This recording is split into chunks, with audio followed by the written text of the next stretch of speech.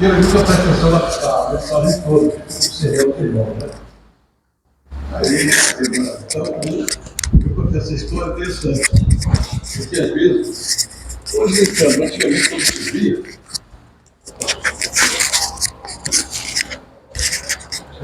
obrigado. Qualquer chuva que desce, o pessoal não ia na igreja, né? Vai engarrafar, vai encher, tem enchente e tudo. Mas um dia um pastor foi pregar na igreja dele, fazer o culto, né? E caiu um temporal. E caiu um temporal e não apareceu ninguém.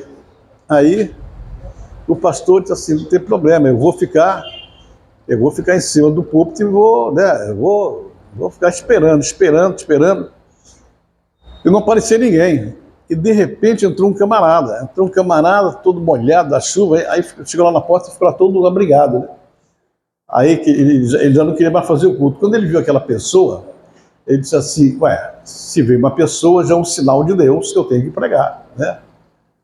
Aí foi lá falar com o camarada, boa noite, o senhor chegou aqui na igreja? Eu vim aqui, eu estou aqui esperando o povo chegar, mas com essas chuvas que vai chegar, aí chegou o senhor aqui, aí eu queria saber do senhor se vale a pena pregar, se não vale a pena pregar, se o senhor aceita que eu faça pregação. Eu disse assim, o senhor não leva mal não, mas eu não tenho nada de igreja, eu sou vaqueiro. Tem umas vacas lá no sítio que eu só sei lidar com vaca mesmo, mas ia passando a chuva, pegou, eu entrei aqui e estou me abrigando da chuva. Ah, entendi. Então, ele disse, porque quando eu trabalhar, dá comida para as vacas, né? As vacas vêm, eu dou comida para elas. Isso é um sinal de Deus, ele está dizendo que eu tenho que pregar. Aí subiu no púlpito e ele começou a se comportar como se tivesse 500 pessoas na igreja. Gritou, falou alto e tal, a paz do Senhor, meus amados irmãos. Eu não tinha irmão, só tinha um incrédulo lá. E ele pregou, falou, se exaltou com uma mensagem bonita, poderosa. O vaqueiro não está entendendo nada, né? Tá, só espera a chuva passar. Quando ele acabou de pregar, ele foi lá e falou assim, e daí, o senhor gostou da mensagem? Ele disse, já falei para o senhor que de igreja, de Bíblia, eu não entendo nada, eu entendo é de vaca. Então eu queria explicar uma coisa para o senhor. Lá no meu sítio, quando vem 40 vacas que eu tenho para comer, quando elas vêm comer, eu dou comida para 40 vacas. Mas quando vem uma vaca só, eu só dou para uma. Não dou para as 40. Aí disse, entendi. Podia ter só evangelizado ele e deixado ele embora, né? Mas não, deu comida para as 40 vacas. Aí a fofoqueira disse, espalhou daí depois, que eu chamei as irmãs da igreja de vaca. Isso me deu confusão. Eu parei de contar essa história. Não contei para ninguém se ofender comigo, né? Mas o importante é que o que eu ia falar para todo mundo que viesse hoje, eu vou falar para vocês, que não vieram as deles. Bem, irmãos, o Jorge está ali com os papéis, você pode distribuir isso aí para eles que estão aí? E...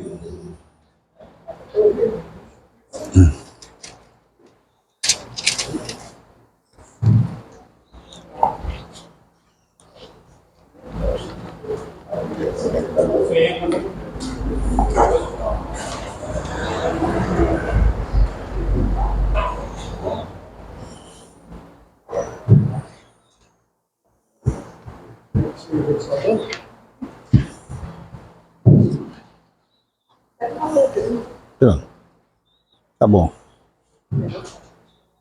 Hã?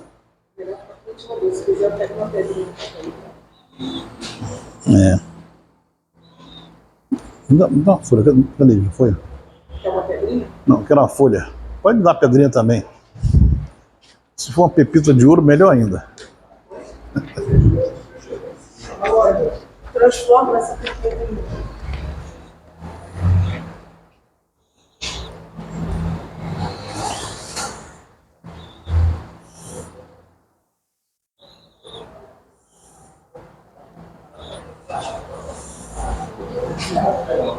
Tá bom, deixa eu... Ela pode profetizar para transformar em ouro, tá? Tá bom.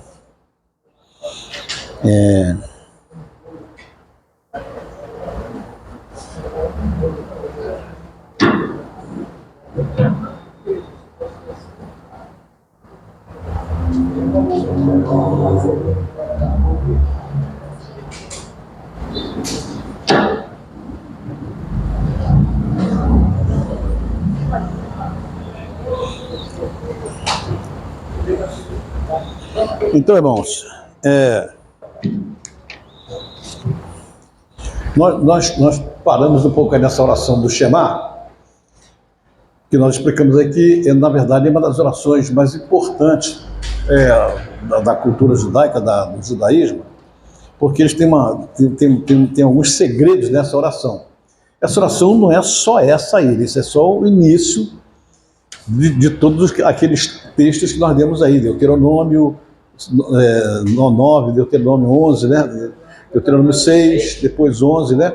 Depois Números, acho que 20, 17, né? Que aí tem a oração completa ali, né? Com as promessas, com tudo aquilo. Então, quando vocês estudam em casa e leem completo, o texto completo, vocês vão ver todas as promessas de Deus e de Deus que estão conectadas com essa primeira expressão, chamar Israel o teu Deus. Então, como nós tínhamos copiado direto da Bíblia online, então houve uma diferença aí do texto, né? E eu peguei o Sidur, que é esse livrinho azul que a gente usa, que é o livro de oração deles, então vi que estava diferente, estava dando uma diferença. Até no sentido, até na recitação estava diferente. Aí eu peguei, modifiquei aqui, fiz pelo Sidur, copiando do Sidur diretamente, e dei a explicação mais bem detalhada aí, e já mandei só para o pessoal de Miraí, que acompanha a gente, e também um de São Paulo, o pastor Mauro, que também nos acompanha. E vocês aqui, porque ia dar pessoalmente a folha, não precisa botar no grupo, né? Então, a nossa tradução anterior estava aqui, a nossa tradução anterior estava, por exemplo, quando nós fizemos com toda a tradução toda. Ouve Israel, o Senhor nosso Deus é o único Senhor. Só que o nome da oração é Shema. Shema é a palavra ouvir. Mas a palavra, esse Shema, ouvir, não é só de escutar. O Shema, que eu já falei, tem 3 aspectos. É ouvir, entender e atender. Ouvir, entender e obedecer. São 3 aspectos. Se você ouve, mas não entende, não adiantou nada. Se você ouve, entende, mas não pratica, não adiantou nada. Né? Então, sempre tem que cumprir os três passos. Né? Ouvir, compreender o que está sendo falado e você praticar o que está sendo falado. Porque quando você pega a oração por completo, né, não trouxe aqui hoje, significa o seguinte, que você vai lá em cima, chamar Israel, ou o Senhor nosso Deus, ele é único. Mas quando chega no corpo da oração, tem coisa ali que você não cumpre. Se você não cumpre o que está escrito, anula o que você falou lá em cima. Não adianta nada. Você ouviu, entendeu, mas não praticou. Então não adianta nada. Você vê pessoas assim, é o maior erro que tem nas igrejas. Você está falando de discipulado, naquele grupo de mestres de discipulado, está falando muita coisa ali que não é para incrédulo, é para crente mesmo. E parece que é crente que vive no pecado. Então você está discipulando pessoas que já estão na igreja há 40, 50 anos, fazendo as mesmas coisas erradas e não se liga. De jeito nenhum, não muda, não pensa, não raciocina. A religião, o nosso relacionamento com Deus, ele não é automático. Não tem nada de automático, não. Não é só eu vou rezar o Pai Nosso, vai dar tudo certo. Não, não é assim, não. Você pode rezar o Pai Nosso, depois vai para o botequim encher a cara de cachaça, o Pai Nosso não adiantou nada. Você reza o Pai Nosso 10 vezes ao dia, depois vai adulterar, não adiantou nada. Isso é uma coisa, anula a outra. Eu me lembro de uma prova que a gente fazia no exército, a prova mais irritante do mundo. Você ia fazer prova para cá, para sargento, aí botava lá 100 perguntas. 4 horas de prova, 100 perguntas. E naquele tempo não tinha nada de computador, era tudo na caneta mesmo, né? Aí em cima estava escrito assim, cuidado ao responder, porque uma resposta errada anula uma certa. Aí você ficava lá na dúvida, se responde ou não responde. Então você tinha que ver tudo, você tinha certeza primeiro, para depois fazer, né, aquelas que podia... Porque se você errasse uma, anulava a outra. Eu acertei a primeira, mas errei a segunda, anulou as duas. Então aquilo era altamente irritante, ninguém saía das 4 horas. Então na Bíblia é a mesma coisa. Um pecado anula uma bênção. Você está na bênção, de repente você comete pecado, se afasta, anula. Não tem jeito. Enquanto você se comportar conforme diz a palavra, vai chegando bênção, vai chegando bênção, vai chegando bênção, vai chegando bênção. Daqui a pouco acontece qualquer coisa que anula tudo. Aí não tem jeito. O próprio Satanás se apresenta como sendo um mensageiro de Deus quando quer castigar alguém. Tem certos castigos que Deus manda um anjo, tem certos castigos que ele castiga pessoalmente, e tem certos castigos que Deus libera o diabo mesmo para azucrinar a vida da gente. Né? O diabo ele pode pensar que ele é o que é, que ele acha que é o tal, que ele é isso, que ele é aquilo, não é nada. Ele é só um servo de Deus para fazer a parte suja do trabalho, para pegar alguém, como Paulo fez, entregando o cidadão lá na mão de Satanás. Então, aí botei aqui certinho, mas não adianta eu botar certo aqui, depois na hora de ler o corpo, você então tem coisa ali que você está vacilando. Aí o que aconteceu? O que acontece? Eu botei o certo aqui, vou distribuir isso aí, e dar para os outros que não vieram hoje. Mas o que eu quero falar hoje para vocês é uma coisa interessante. Depois que eu comecei com esse negócio de oração, eu comecei a entrar por um caminho de descobrir, quando as pessoas falam, eu vejo muito crente, pentecostal principalmente, tem poder na oração tem poder, a oração é poderosa, a oração é isso. E eles acabam sendo, eu já falei uma vez aqui, falei aqui e falei em outros lugares também, não gostaram muito não, mas são os idólatras da oração. O que é o idólatra da oração? Ele deixa de confiar no Senhor e passa a confiar nas palavras dele, do jeito que orar que vai acontecer. A oração tem poder, porque ele acha que ele ora alto, que ele fala língua estranha, que ele faz isso, que ele faz aquilo, e como ele ora 1 hora, 2 horas, 3 horas, tem poder, vai ter poder, não tem jeito. E eu pensei nisso, engraçado, por que a Bíblia não diz isso, que tem poder na oração? A Bíblia fala que a oração é forte, que a oração é essencial, que a oração é básica, que a oração é profunda, que a oração do relacionamento com Deus, fala toda a coisa de oração. Mas o poder não está nela, o poder está em quem vai responder a oração. Quem ouve que vai responder, dele está o poder. E quando o poder dele está, como o poder dele está acima da nossa oração, você pode orar o que você quiser.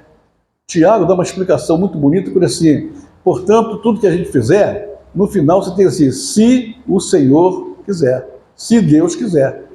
Você pode orar muita coisa boa, importante, a sua oração é correta, é certa, mas a decisão é dele. Imagine você quantas centenas de pessoas oravam pela pastora T. Ela orava, a família orava, a igreja que orava, outras igrejas oravam, a igreja da África orava, todo mundo que conhecia a T orava por ela. Ela tinha um grupo muito grande de relacionamento com ela, todo mundo orava, mas chegou um dia que ela falou assim, bom, a partir de hoje não adianta mais orar, eu vou levar mesmo e acabou. E leva. Né? Então por quê? A decisão é dele. Então, na verdade, quem tem o poder não é o que a gente fala, é o que a gente ouve dele. Diga. Rapaz, a respeito disso, enquanto o senhor não tinha chegado lá no seu caminho, a gente estava conversando, então uma das irmãs, por um amor a ela, falou que seria para que a gente orasse para ressuscitá-la. E eu falei, olha, aí eu expliquei mais ou menos isso que o senhor está dizendo, mas por último, para não falar incrédulo isso aqui, eu falei assim, vamos fazer o seguinte, vamos aguardar com a porta cheia, e caso realmente seja para a gente orar que ela ressuscite, Deus também falará com ele e confirmará então o que vocês estão me dizendo. Pronto, eu vou assinando. É puro sentimentalismo, né? Então, aqui no caso do Shema Israel, que é uma oração dita, falada, orada todos os dias pelos judeus, todos eles. Quando eu falo todos os judeus, eu estou falando de criança até os velhos. Eu estou falando de soldados que estão na guerra lutando. Quando é de manhã, a gente mete lá o negócio na cabeça, lá, aquele que enrola aqui, o tefilim, e faz a oração dele. O fuzil de um lado engatilhado, ele olhando para o inimigo, mas faz a oração dele. Shema Israel. À noite é a mesma coisa. Às vezes nos montes você vê até tocando no sofá, o presidente, o governador, todos eles fazem a mesma coisa. Então, antes das 9 horas, quando nós fazemos na nossa casa, na parte da manhã, nós estamos nos juntando a todos os judeus que fazem essa oração. Agora, é claro que eles conhecem a oração melhor do que a gente, tanto é que eles falam que essa é uma das orações mais poderosas que tem. Aí, quando me falaram isso, uns 3 rabinos me falaram isso. Você presta atenção nessa oração, porque você vai ter todas as outras orações, mas ela tem algo especial. Ele até disse assim, essa oração é a tal oração que abre as comportas, ou as portas do céu, que uma chave normal não abre. Assim, uma oração comum não abre, mas a Shema abre. Né? Aí eu comecei, irmãos, a me aprofundar no assunto, e a partir desse princípio de que tem poder na oração, que a oração tem poder, eu disse, qual é a oração que tem poder? Qual delas tem poder? Por que tem poder? E aí a gente vai notando que o que dá poder a uma oração é o que é falado, é a palavra da oração, é o que você vai dizer na oração que tem poder. Claro que os profetas, os rabinos, os antigos, né? Todo mundo do Antigo Testamento, eles conheciam isso. Eles conheciam isso e por isso, com certa facilidade, acontecia tanto milagre no Antigo Testamento. Claro que o Novo multiplicou, porque o povo também começou a fazer milagre, mas lá atrás era uma coisa impressionante como é que eles tinham o poder. Então, quando fala que tem poder, eu preferi usar a seguinte frase: existe poder na boca daquele que ora. Não é que a oração tem poder, o poder vem para ele através do tipo de oração que ele faz com Deus e Deus libera ele, porque hoje em dia, nesse mundo mercantilista que a gente vive, todo mundo pensa que Deus é só para dar dinheiro e bens materiais. Todo mundo só quer procurar as coisas palpáveis, carro, dinheiro, casa, viagem, é isso que eles pensam o tempo todo. Mas acontece que Deus tem muito mais coisa além disso. Quando Deus disse para o jovem rico, vai, vende tudo quanto você tem, dá para os pobres e terás um tesouro no céu. Esse camarada recebeu a garantia de Jesus Cristo na cara dele, de que na vida eterna ele seria rico. Ou seja, você é rico aqui, dá para todo mundo que eu te dou um tesouro lá na vida eterna. Só que o tesouro da terra, os ladrões minam e roubam e a ferrugem consome tudo. E lá não, lá qualquer tesouro que você receber lá é eterno. O camarada não raciocinou, não pensou. Se ele pensasse, ele aceitava uma proposta dessa. Né? Quem não quer? Mas ele não raciocinou. Então, na verdade, não é que na hora que você vai orar tem poder. Não, o poder tem que andar contigo, porque você tem uma vida de oração. E a vida de oração que nós estamos analisando aqui, essa primeira parte, eu estou voltando toda hora para ver palavra por palavra e correlacionando com o que os profetas faziam e depois com o que Jesus Cristo começou a fazer e os apóstolos também. Parece que uma sequência assim. Aliás, a Bíblia toda é sequencial, né? Os profetas fizeram assim, Jesus Cristo fez assim, os apóstolos fizeram assim, e a igreja faz assim. Quando todo mundo vai acompanhando tudo, vai dando certo. Então, por exemplo, os profetas costumavam vir das montanhas, eles não gostavam de vir no meio do povo, né? Via lá em cima, porque acho que o povo perturbava muito também, então eles iam lá para cima da montanha, ficavam bem longe. Até hoje, quando você vai a Israel, vai na casa dos antigos profetas, eles viviam as ruínas da casa, tudo em cima de montanha. E lá, então, eles se consagravam e oravam. Quando eles se consagravam e oravam, que eles desciam, eles, então, abriam a boca, às vezes, sem orar, ele dava a palavra. Afinal de contas, quem tinha a palavra? Era a oração dele ou a boca dele? A boca dele tinha poder porque ele já tinha comunicado muita coisa com Deus. Então, por exemplo, o camarada chega para Eliseu: eu vim aqui para você me curar. Eu vim para você me curar. Ele nem falou com ele, só vai lá, diz a ele, para mergulhar 7 vezes no Rio de Janeiro e vai ficar curado. Cadê a oração? Não tem oração. Mas aquele homem era um homem que tinha um 100% de comunhão com Deus, então acontecia. O Jesus Cristo ficava no monte orando o tempo todo, quando descia de manhã, quando saía visitando o povo, todo mundo ia pedindo as coisas, ele não orava. Dificilmente eu vi ele fazendo uma oração. Normalmente é quando tinha alguém para ressuscitar, mas quando era ressurreição, então ele dava a palavra. O que você quer, cego? Quer enxergar? Então enxerga. Afinal, estava na oração, no poder daquela oração que ele fez, ou estava na hora que ele soltou a palavra? Então a palavra é poderosa na boca de quem tem uma vida de oração intensa. Daí a Bíblia nos exortar do começo até o fim: oração, oração, oração, oração, oração. O povo lá atrás orava, Abel orava, Caim orava, todo mundo orava, a Caim, apesar de ser criminoso, mas ele orava também. Abraão, todo mundo orando, os profetas vieram orando, os reis vieram orando, né? Até quem não prestava orava também. Era coisa interessante, porque todos eles sabiam desse segredo da oração, não para abençoar os outros. Você abençoa o Brasil, abençoa o Rio Grande do Sul, abençoa aqui, abençoa aquilo, ali. Você, bota na sua cabeça que você é um vaso de Deus na terra. É um vaso de Deus. Se você é um vaso de Deus, o que você tem que aprender é encher o vaso. Enche o vaso, depois vai para a rua de vaso cheio. Para ver como é que o diabo te respeita, todo mundo te respeita. E quando você dá a palavra, acontece, entendeu? Porque você é um vaso, segundo o apóstolo Paulo, mesmo sendo um vaso de barro, você transporta a glória de Deus dentro de você. E ele já fala assim, para que a excelência do poder seja de Deus. Então, quem é que tem o poder? É você, a oração? Não, Deus é o que eu falei. Deus é a palavra final. Então, se você encher o seu vaso, pode partir para a rua, que quando você abrir a boca, acontece. Pedro e João, eles estavam indo para a sinagoga, na parte da manhã, para ir orar na sinagoga. Mas eles já tinham se habituado a orar. Oravam sempre. Então, quando chega na porta do templo, antes de entrar no templo, o aleijado vai e pede a esmola. Ele diz, não tenho prata nem ouro, mas o que eu tenho poder, eu tenho a graça de Deus, eu tenho poder de fazer milagre, o que eu tenho eu te dou. Em nome de Jesus Cristo, levanta-te e anda. E pronto, aconteceu. Não foi uma oração, foi só uma ordem. Levanta e anda. E ele levantou e andou. Então essa é a diferença do que a gente tem que pensar, porque ter uma vida de oração repetitiva, né? A Bíblia fala assim, não é pelo muito falar que sereis ouvidos. Né? Vocês observaram que nessa oração aqui, quando a repetição aqui, é sempre repetição para a glória de Deus. Bendito sejas tu, eterno, nosso Deus, Rei do Universo, que dá inteligência ao galo para distinguir entre dia e noite. Bendito sejas tu, eterno, nosso Deus, Rei do Universo. Aí você vai glorificando, glorificando, glorificando, glorificando. Não parece nada. Mas se você fosse um vaso, isso aqui sai daqui não sai não, né? Se você fosse um vaso orando a Deus, cada vez que você vai fazer essas repetições, vai pingando, vai pingando, vai pingando, vai pingando, vai enchendo. Então você começa todos os seus dias, desde a primeira oração, graças a Deus, porque devolviste minha alma com piedade, grande é a nossa confiança em Ti, né? Lava as mãos, te agradeço, Senhor, porque nos ensinaste a orar, te agradeço por isso, te agradeço por aquilo, Senhor do Universo, aleluia, teu nome é bendito. Você começa o dia, você fala Shema, você passa o dia tentando encher o seu vaso.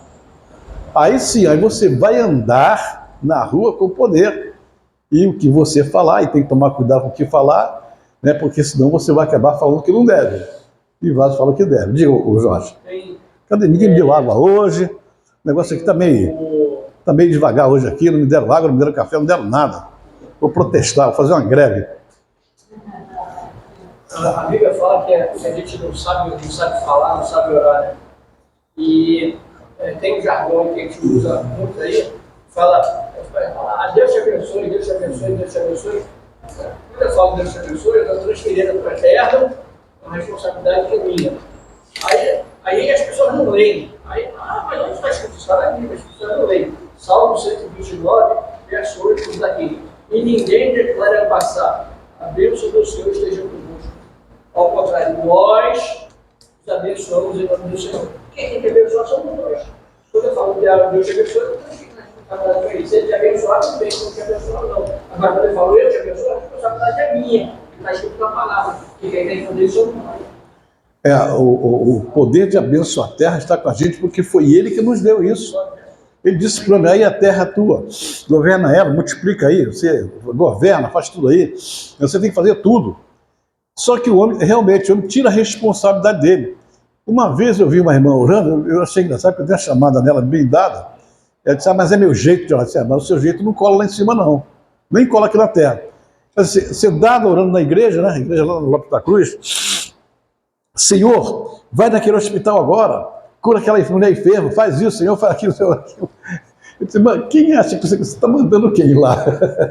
Porque na minha Bíblia está ao contrário, Ele te mandou ir. Ele disse assim, vai lá, põe a mão sobre os enfermos. Você anulou o versículo, você vai lá, Senhor, ele não tem pregado não. E outra coisa, com certeza ele vai te desobedecer. Não vai obedecer você não. Porque criou um hábito agora da gente sentar e começar a dar ordem. Senhor, aconteça isso, Senhor, faz isso, vai na casa de fulano, faz isso, faz aquilo. Senhor. A gente começa a mudar as palavras e elas vão perdendo sentido. Aí o vaso não enche. Porque não é pelo muito falar que você vai, né? Você pode estar com o seu vaso aqui, orando, e a torneira do céu, em vez de estar caindo em você, está caindo fora. Aí você não vai ter palavra nenhuma para poder ministrar para ninguém. Então você vai fazer uma viagem, vai fazer um trabalho, vai fazer uma pregação, vai fazer qualquer coisa, se encha primeiro, encha para se esvaziar lá, porque você vai com o poder e a autoridade que Deus te dá. Está entendendo, irmãos? Você viu, muito obrigado. Você viu tantos profetas apenas abrindo a boca. Apenas abrindo a boca. É porque eles abriram a boca, eles nem fizeram uma oraçãozinha, não, porque já estavam mantendo a oração livre, lá com ele, lá com Deus, falando com Deus, mantendo a comunhão.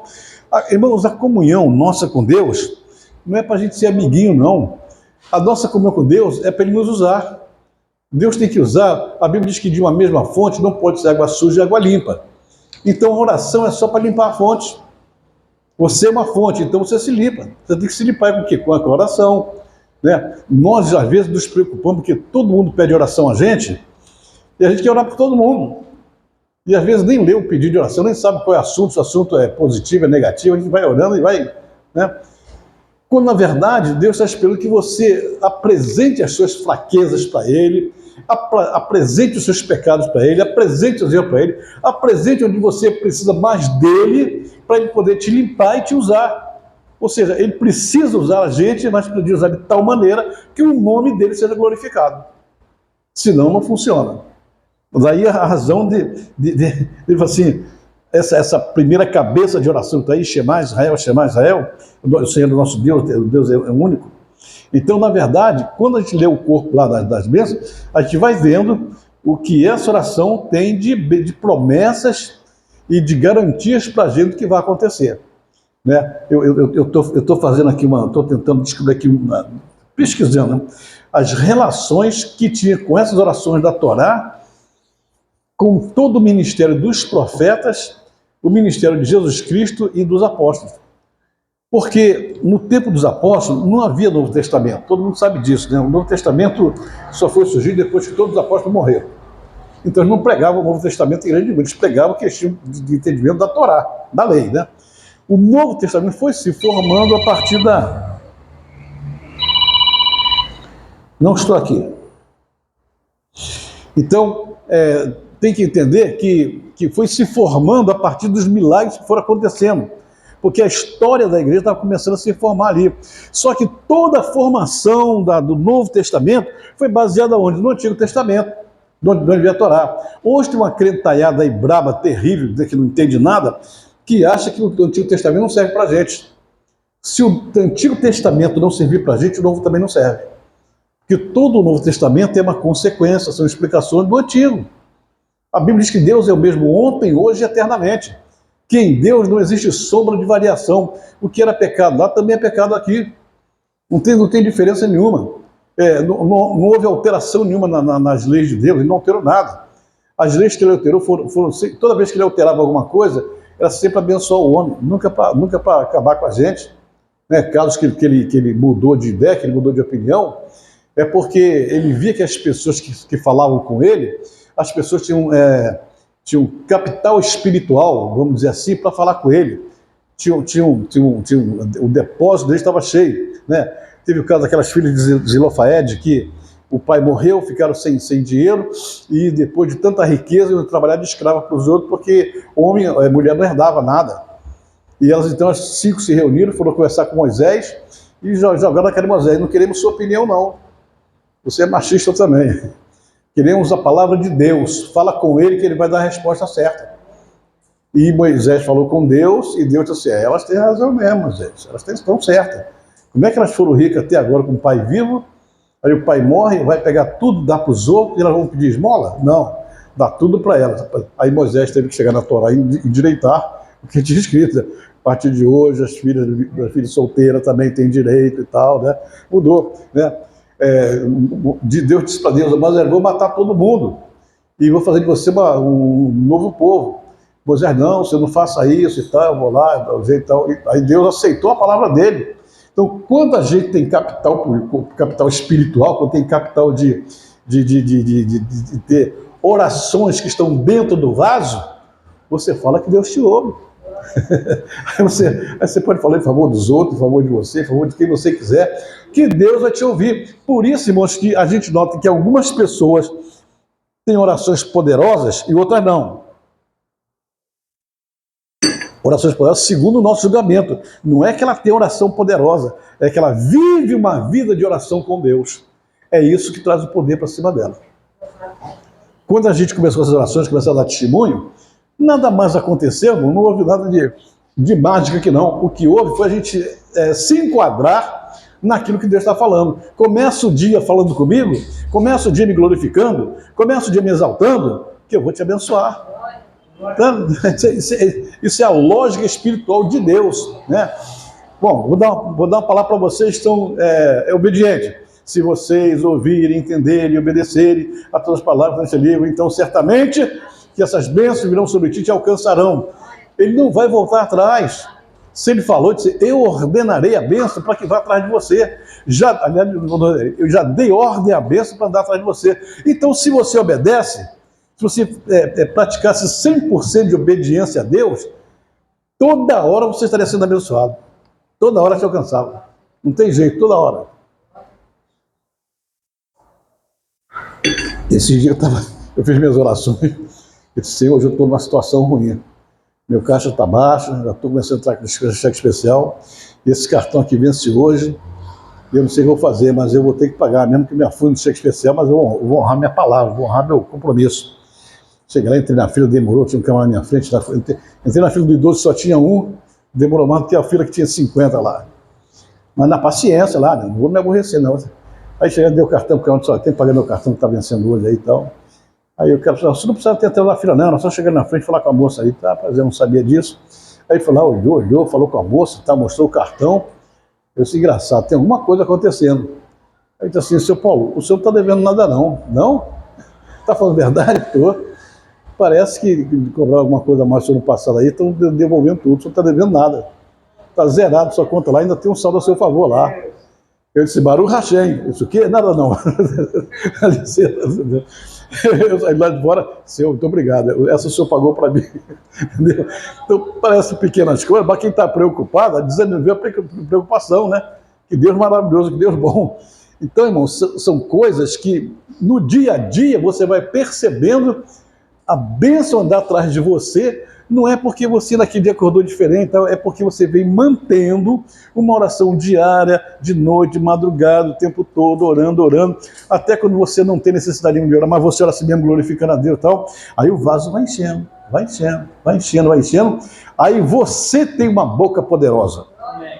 A tua boca fica poderosa, entendeu? Mas se você tiver, se o teu vaso está vazio, aí pega. Aí o negócio complica para o nosso lado. Então, são essas coisas que nós estamos descobrindo.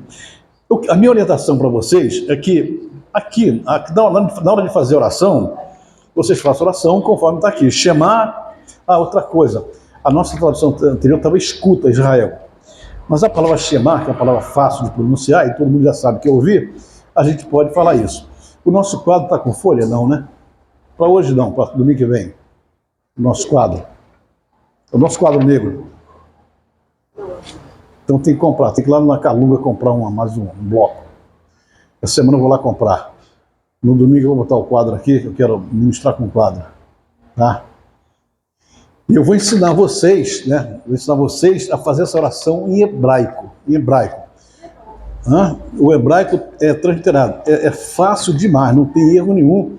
Porque o Rabino falou comigo assim, olha, à medida que você faz isso nessas orações, vai vendo se o povo lê em hebraico, que tem uma profundidade maior ainda, eles vão gostar. É claro que muito texto comprido não vai dar, mas textos curtos como esse é fácil. Quer ver? Só um treinamento aqui, fala comigo. Shema. Israel.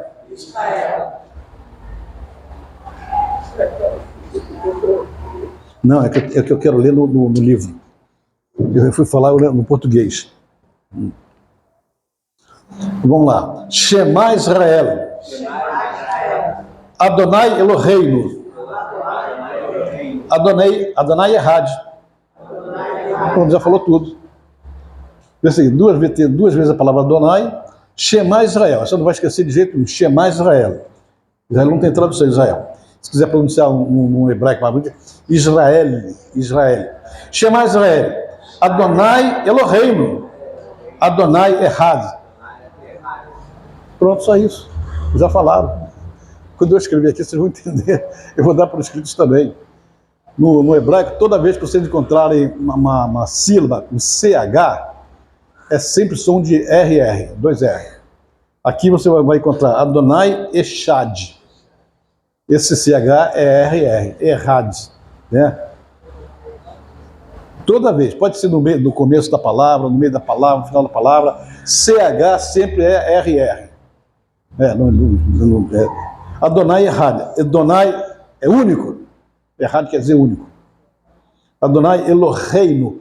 Aqui no nosso Sidur, a palavra está escrita errada. Errada não, está escrita de má fé, que provavelmente foi escrita por um rabino ortodoxo. Ele botou Elohenu. Elohenu. Mas quando você olha no hebraico à direita, claro, você não vai entender hebraico, mas a palavra escrita, que é Shema Israel, Adonai, aí está escrito, em vez de estar escrito Elohenu, está escrito Eloheinu, Eloheinu, né? Porque eles não gostam de dizer que ele é o Senhor, é rei. Então é fácil, Shema Israel, Adonai Eloheinu, Adonai Errad, pronto. É fácil, mas escrever não vai ser melhor, vocês vão entender, né? Então, quando vocês leem na sua oração, ou aqui na igreja, em qualquer lugar, tudo bem, você lembra. Mas quando vocês tiverem tempo, vão lá no texto das orações e vejam o corpo da oração. As promessas estão lá. Alguém pode abrir para mim aí no Deuteronômio 6? Agora, Elohim não é no singular, é isso? Não. E Elohim é plural? Mas não é Elohim, é Eloheinu. Mas por que a gente às vezes fala de Elohim? Elohim é plural. Toda vez, por exemplo, toda vez a pessoa fala assim, o diabo era um querubim ungido. Ele não era um querubim, ele é um só. Ele é um queruve, que é o plural de querubim. Querubim quando é mais de um. Né? Elohim quando é mais de um. Os anjos que nos acompanham aqui na Terra são malar. Mas quando são vários anjos, é malahim. O in é sempre plural. É porque a gente sempre escuta falar, né, com essa letra no final, né? É o IN, rim, é rim, H-I-M, rim, Elohim, né? É sempre plural. Quando fala assim, no está escrito Elohim se referindo a Deus, está se referindo a ele e a Jesus Cristo. É os dois. Elohim, os dois, se quiser autoridade. Alguém questiona essas coisas, alguém, né? Eu vi, por exemplo, aquele cara que fala dos adventistas lá, o Rodrigo Silva, né? Então, aí um dia ele caiu na bobagem dizer que Jesus Cristo também era querubim.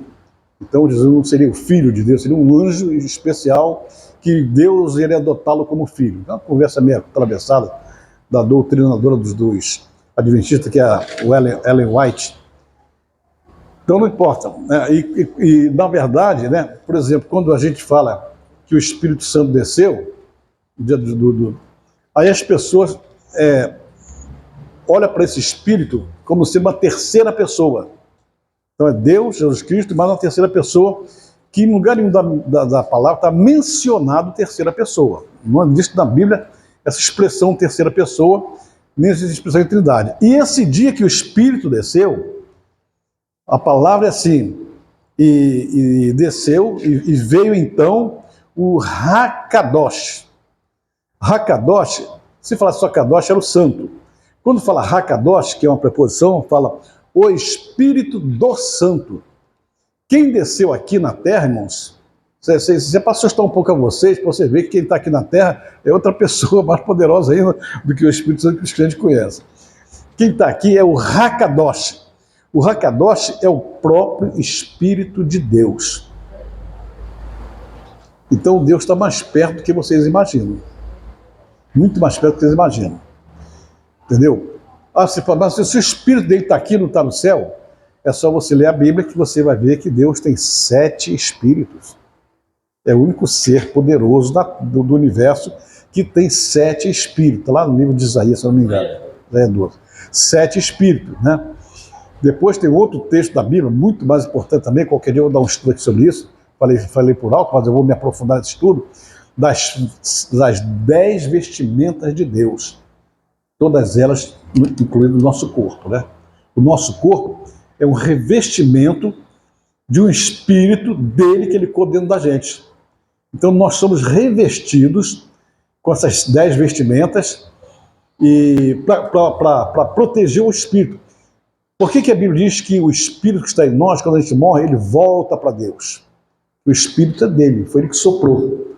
Então não vai ficar perdido, ele volta, né? O Ruá de Deus, né?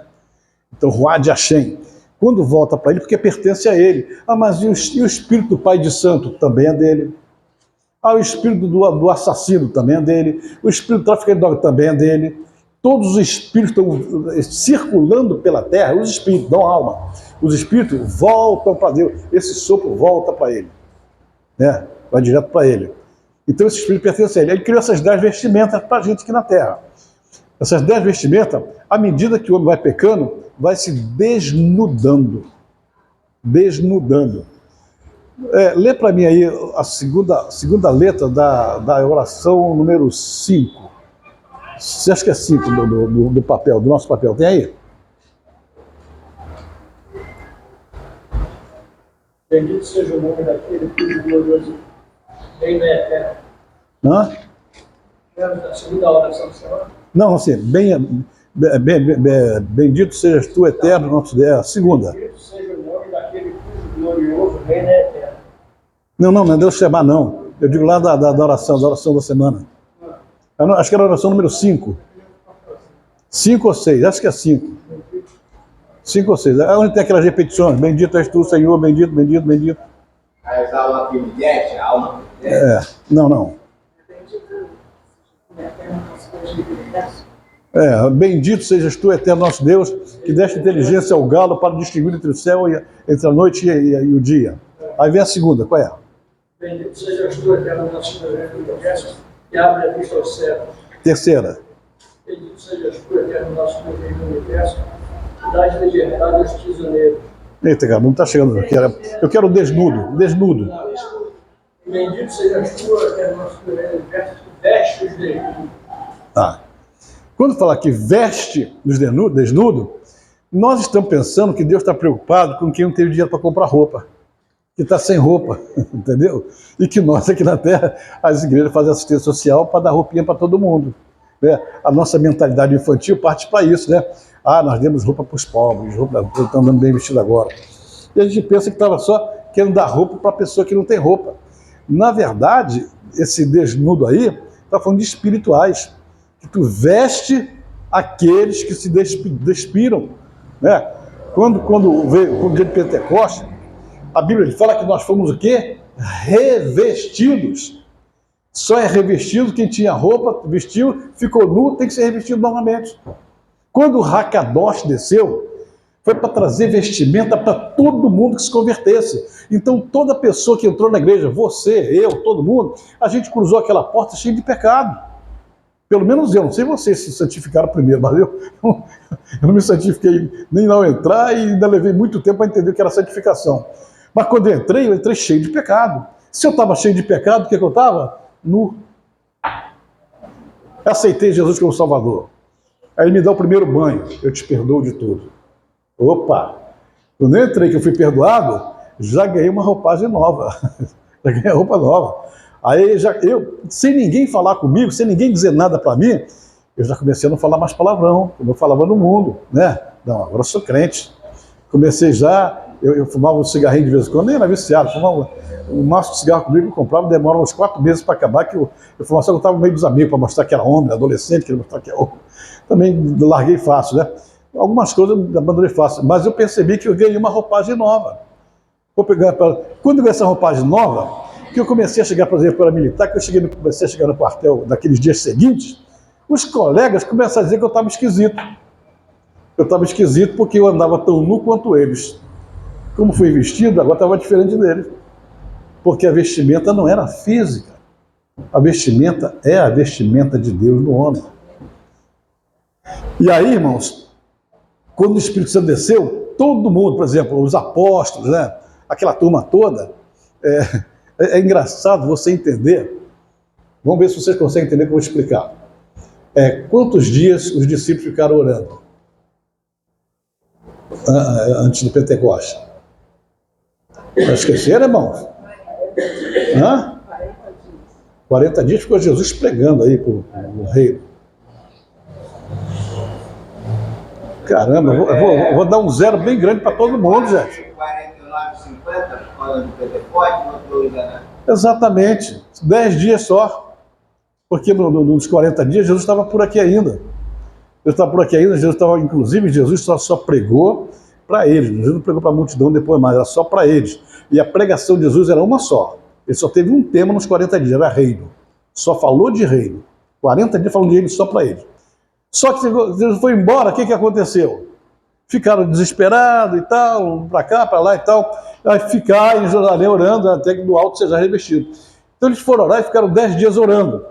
Por que não saíram para pregar naqueles 10 dias? Não era para pregar, não era para anunciar, não era para cumprir a ordem de Cristo, mas Cristo disse para eles esperarem e ficarem em oração. Porque mesmo Jesus indo embora, eles ainda estavam com pensamentos mudando, pensamento de desistência, pensamento de fraqueza, de não querer, de saber que vai dar certo, não entendia por quê, não sabia por quê. Eles estavam todos nus.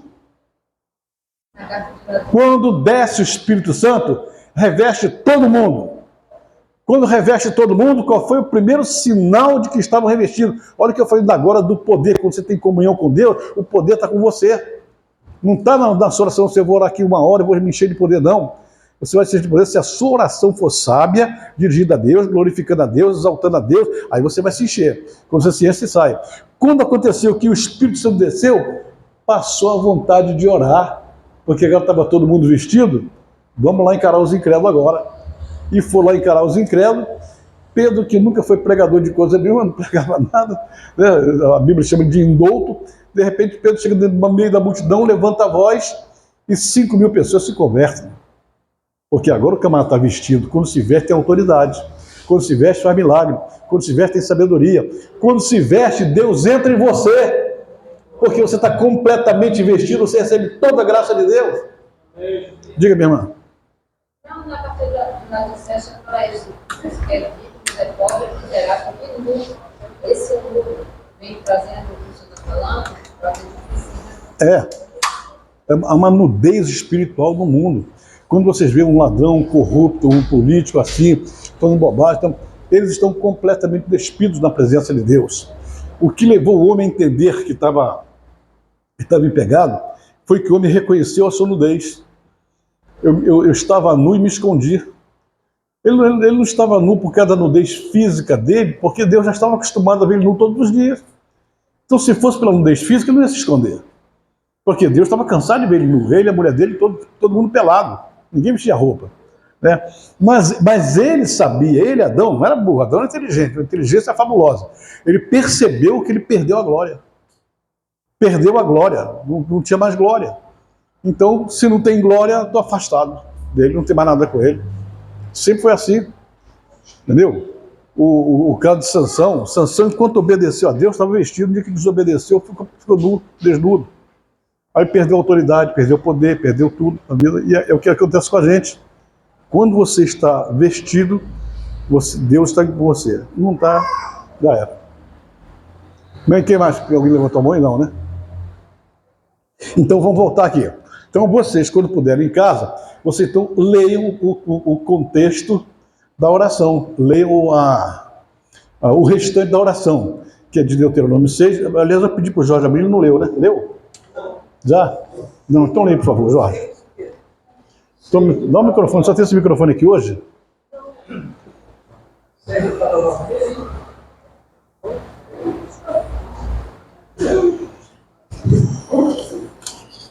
Ouve, Israel, o Senhor nosso Deus é o único Senhor. Amarás, pois, o Senhor teu Deus de todo o teu coração, de toda a tua alma e de todo o teu poder. E estas palavras que eu te ordeno estarão no teu coração. E as intimarás a teus filhos, e elas farás sentar em tua cama, andando pelo caminho, deitando-te e levantando-te. Também as atarás um sinal na tua mão, e serão testemunhas entre os teus olhos. E as escreverás debaixo da tua casa e nas tuas portas. Está vendo? Era para aumentar o dele, aumentar o meu. Alô, alô. Alô, alô. Alô. Está vendo esses tempos que ele fala, orar no caminho, orar deitado, orar em pé, orar com o seu filho, orar aqui, orar o tempo todo. Ou seja, não existe nada que te impeça de ficar orando o dia todo, mesmo que você esteja no teu carro, no ônibus, no trabalho, onde você estiver. Qual o problema você abrir a boca e falar? Se tiver gente por perto que você não quer que escute, faça em espírito, faça oração, faça baixo, mas permaneça completamente ligado, que é nessa hora que está pingando o óleo lá de cima, está pingando o poder, está descendo o poder. Né? A Bíblia tem um versículo lá em Romanos, que é no capítulo 8, que o amor de Deus é derramado todos os dias sobre nós. E tem que ser derramado para você ter o vaso lá para suportar, né? Porque a Bíblia diz que aí nós carregamos o poder, né? A unção dele, o poder dele, mas a glória é dele. Né? O poder é todo teu, pertence a ti. Então a gente às vezes não entende isso, que a consequência de uma vida santa e reta é andar cheio na terra. E andando cheio na terra, o que vai dar errado? Não tem como dar errado. E às vezes nós murmuramos, reclamamos, falamos o que devemos falar, chegamos aqui, Shema Israel, ô Senhor, Adonai Elohim, Adonai Echad e tal, mas depois a gente está falando bobagem. Né? No dia que o Fernando lá de Miraí deu testemunho, eu saí de casa aborrecido, porque a mãe estava me devendo, eu estava começando a ficar com raiva da mulher, e já fui pensando o que eu ia dizer para ela e tal, de repente eu me lembrei da oração. Então, peraí, não adianta nada eu ter feito oração e agora vou brigar com a mulher, vou reclamar, vou murmurar, não. Aí quando você abençoa essa mulher, toma conta dela e tal, aí o telefone dele toca, uma outra cliente chama ele, paga 3 vezes mais do que a mulher ia pagar ele. Porque Deus abençoou na hora que ele reconheceu. E é o que eu estou dizendo, quando Deus está conosco, que operando eu, quem impedirá?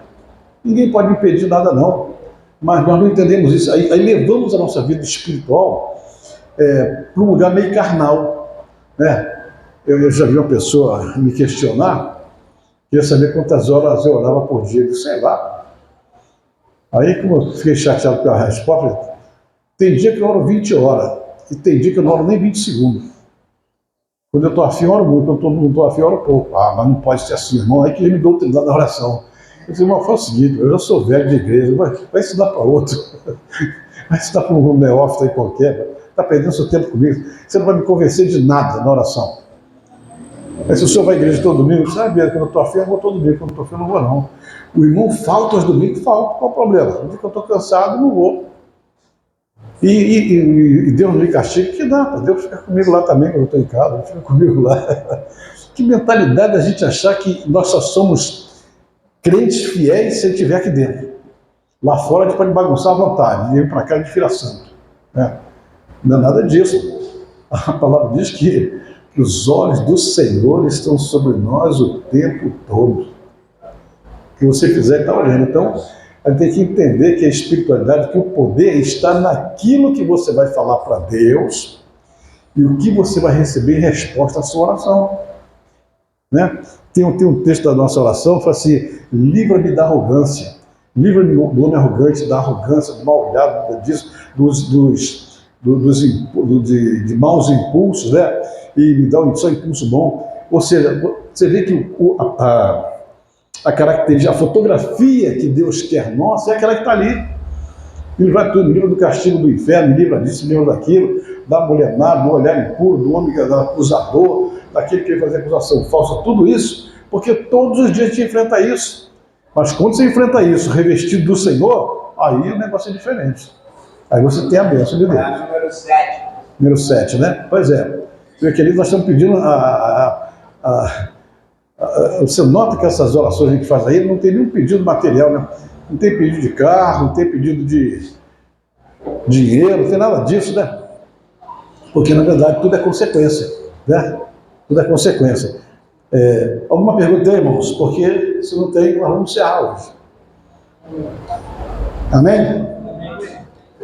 Então já sabe aí fazer a oração correta antes das 9 horas da manhã e à noite também fazer, antes de dormir, fazer a oração, chamar. Você acorda com Deus e dorme com Deus. Né? E ainda não chegamos à conclusão das orações da tarde, porque tem umas orações que são específicas para aqueles que vivem praticando realmente o judaísmo lá na íntegra, lá com talit, com tzitzit e outras coisas, oração de 10, então nós estamos aqui tirando só o que a gente consegue fazer E Deus sabe que a gente aqui não tem ainda uma cultura judaica, tem conhecimento judaico para fazer nada disso. Deus sabe que nós temos vontade, temos amor, temos fome da palavra, né? Mas leva um tempão para isso aí. Muito tempo. Mas então Deus vai nos perdoando, vai nos ajudando a dar pelo menos os primeiros passos. E eu estou achando que está valendo a pena. Tem um pastor lá de Taubaté, o Mauro, que pegou o negócio, pediu para entrar, deixei ele entrar. E agora, todo dia, ele está me fazendo perguntas, está mudando a vida dele. Eu disse, que bom, pai, não vejo ele já há uns 6 ou 7 anos. A gente só se conversa com o WhatsApp. Mas, apóstolo, não sabe como é que essa oração está sendo poderosa na minha vida. Ele liga toda hora e eu estou dando para ele. Estou vendo testemunho disso aí. Então, é bênção de Deus. E nós vamos conquistar também. Amém? Falar alguma coisa? Pastora Tânia. Ela hoje veio super elegante, rapaz. Olha, botou para quebrar hoje. Até na Raimunda. A Tânia Celestina vai falar, mas eu estou falando porque a Raimunda passou ali, eu quis fazer um elogio a ela, mas aí citei Tânia como sendo Raimunda, e Raimunda como sendo Tânia. Então aquela é a Raimunda e essa é a Tânia. Pai do Senhor, amados, amadas, hoje é um dia muito importante para todas nós. Nós que somos aquela que o Senhor escolheu para trazer, né, os filhos dele para cá, aquelas pessoas que ele tem propósito. E glória a Deus, né? Cada uma de nós possamos cumprir a nossa missão de sermos mãe. A gente sabe que não é fácil. No segundo domingo de maio a gente traz isso à tona, mas no dia a dia, no operacional, não é fácil. E glória a Deus que Ele nos deu essa missão, Ele confiou em nós e que cada uma de nós possa ter o entendimento que nós estamos aqui para cumprir aquilo que Deus deu para nós no tempo que Ele achou que tinha que ser, né? E que possamos entender isso a cada dia, de segunda a segunda, de janeiro a janeiro, que possamos entender que nós somos aquele instrumento que Deus usou só para trazer os filhos dele aqui. E glória a Deus por isso, porque nós temos cumprido essa missão, que é uma missão especial, né? É uma missão de confiança. Ele confiou em nós, em cada uma de nós. E eu louvo a Deus pelas mães dessa igreja, todas elas, todas nós, temos caminhado. Temos entendido que o Senhor é conosco todos os dias. Amém? Nós trouxemos ali uma lembrancinha para dar para cada mãe. Só uma lembrancinha só para a gente lembrar desse dia, que é um dia especial para cada uma de nós. Amém? Louvado seja Deus, que Deus abençoe a cada um. Glória a Deus. Glória a Deus.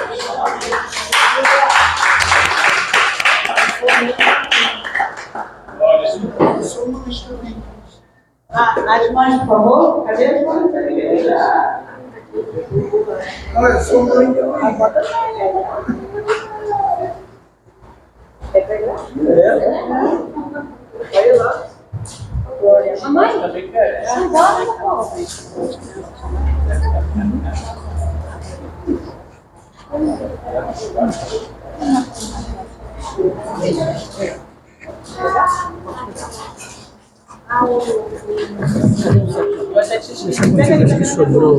Tá, falou. Aqui, só tem aí as folhas dos estudos, estava tudo na minha bolsa, que eu carrego comigo na minha bolsa, não essa, as outras Essa eu antigas. só estou dando hoje que eu fiz uma correção. Essa eu peguei já hoje. As anteriores, da primeira, da manhã, da tarde. Molhou a minha garrafa de água, molhou que eu carrego na bolsa que a gente vai trabalhar. Você tem como imprimir? Tem como imprimir, pode Eu passar. mando pelo lado. Tá. E eu estou sentado aqui na frente, caramba. Ficou mal para mim agora. Vou fotografar a mãe, eu estou ali no meio. Que é isso? Tá no meio, Crisinho. Fica no meio, Cris. Passa a criança pela sua frente. Já pode atrás dele. Aí. Agora sim. Cadê o Jack? Ó. O Jack. Aí.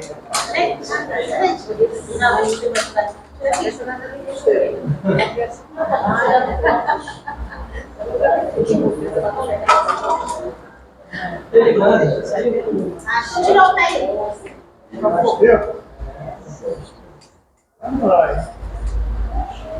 Só tem mãe bonita, né, rapaz? Graças a Deus que nessa igreja não tem nenhuma mãe feia. Agora vamos pedir nosso apóstolo Jorge Coelho fazer uma oração pelas mães. Amém. Eu peço. Não, a gente vai ficar aqui, o apóstolo vai orar por nós. Amém. Senhor, louvamos, exaltamos, glorificamos o teu santo nome, te agradecemos a oportunidade de estarmos aqui com essas mães, Pai, representadas, pelas mães que hoje nós não temos mais com a gente, Pai. Te agradecemos que um dia uma mãe nos abraçou, cuidou de nós, nos amamentou, nos deu remédio, nos deu comida, nos deu amor, Pai.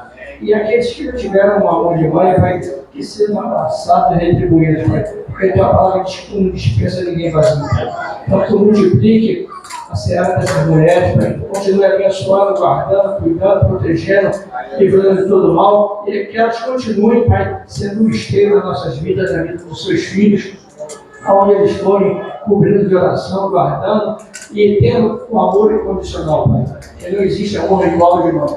Eu louvo, exalto, te dou toda a glória, louvor e majestade, sacrifício em nome de Jesus, amém. Glória a Deus.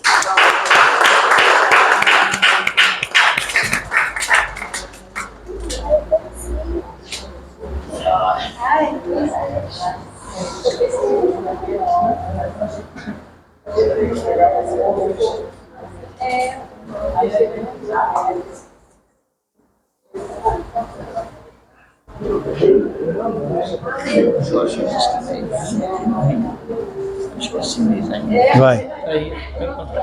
Vai encontrar com a gente. Passar o dia todo com ele. Podia aprender um montão de coisa. Ele ensina, quando ele vem, ensina com prazer. Eu falo contigo, vai nós dois, vamos lá na Barra, senta lá no quiosque daquele lá qualquer, no shopping, né? Leva o Sidu. Aqui, ó.